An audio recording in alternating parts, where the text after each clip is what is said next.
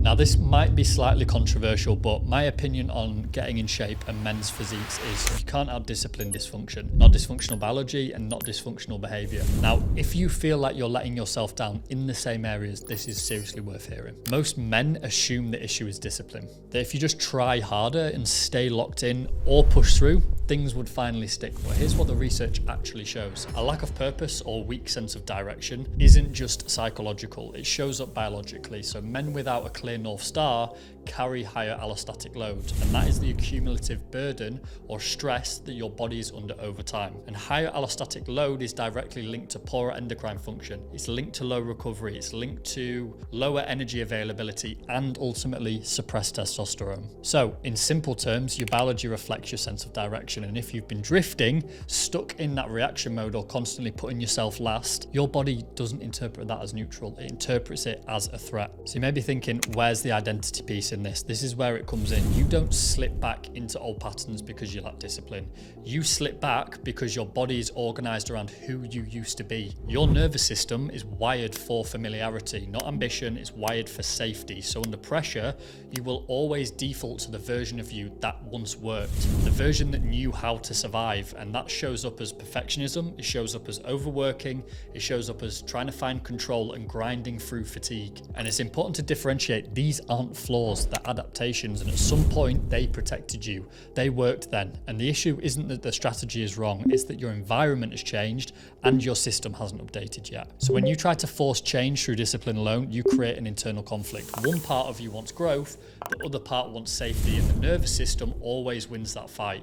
This is why motivation feels inconsistent. It's why extremes don't stick, and it's why you keep circling the same bottlenecks with your physique. Now, here's where most approaches miss the mark. Conventional blood tests look for disease. They ask, is something broken? They don't ask, how much strain has this system been under? They don't look at the early stress patterns, the compensation, or the declining resilience, and this is why functional blood work matters. Not because it gives you more numbers, but because it tells us where to look. It shows us how long stress has been driving the system. So whether recovery capacity has been compromised, whether testosterone is being suppressed upstream, or maybe motivation issues are biological, not behavioural, and blood work alone still isn't enough, because numbers don't tell us how you live or where you default under pressure, or where you feel like you keep letting yourself down. That's why we combine that objective data with subjective data.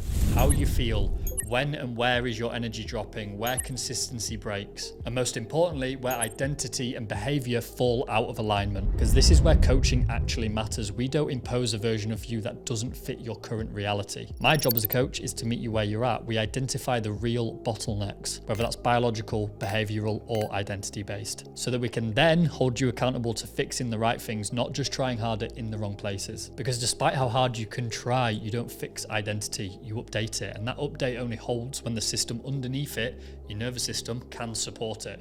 When your energy improves, when stress is regulated, when recovery is reliable, and when your purpose isn't just a concept, but something your body feels safe moving towards. So if you've been asking yourself recently, why do I keep ending up back here? The better question is, what is my system still protecting me from? You're not broken. You're running on old protective software in a new season of your life. And once you learn to see that clearly, you finally know where to apply the right pressure and pull the right levers when it comes to your biochemistry. And that's when progress actually starts to stick. So if you're tired of feeling like you're letting yourself down personally, physically, or professionally, click the link below and see how we approach things differently.